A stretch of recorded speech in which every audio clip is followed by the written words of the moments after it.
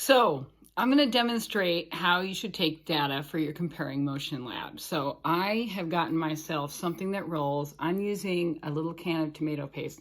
I chose tomato paste because I didn't want the stuff in the can sloshing around, but you know what? You're going to use what you can, right? I've set up a course here. Now you can do this a number of ways. I'm using masking tape, but you could use a strip of paper if you want to write on. But I set up a nice straight course here, all right? And then we're gonna start by trying to roll it across horizontally. And I found that the easiest way to do that in a consistent manner was to roll it down a tiny little inclined plane. So I set up a little inclined plane with Easy and Artful Asian Cooking, all right? And I'm just doing that.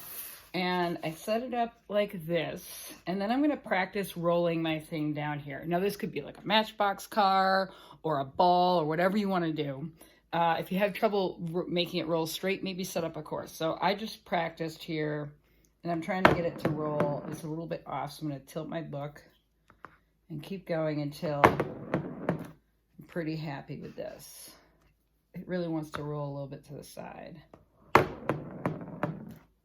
Let's see if I start it there. All right, that's close enough. All right, so here we go.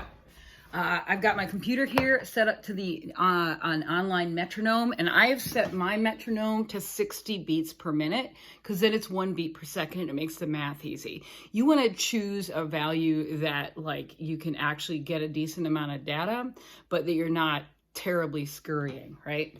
I figure I'm going to need a lot of trials and I don't want to keep setting it up.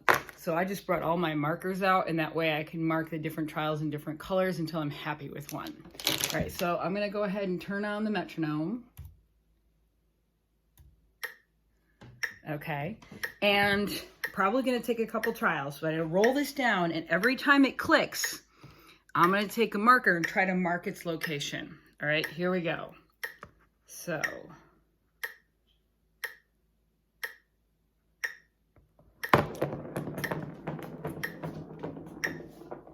okay, now, my data leaves a little bit to be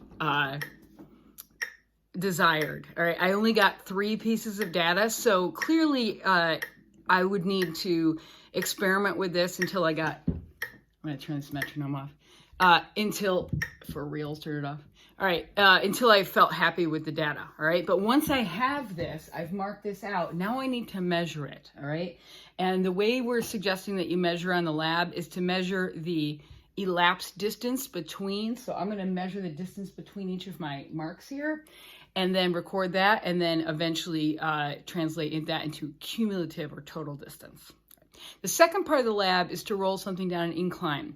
Now, I'm using a board, but you can prop up a table by a little bit. And again, you're gonna wanna kind of experiment with rolling it down an incline so that it doesn't go so fast that you can't take data, but that you're getting a good roll. And so I set up this board, but again, propped up table works great.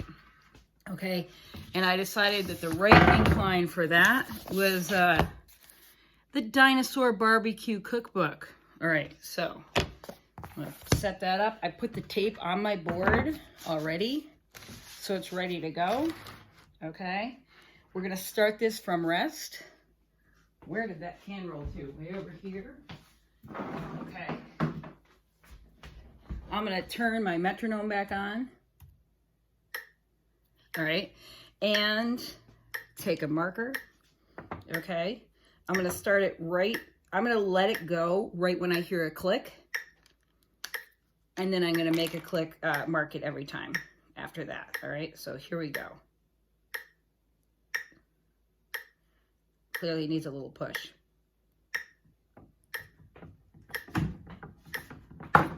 Okay.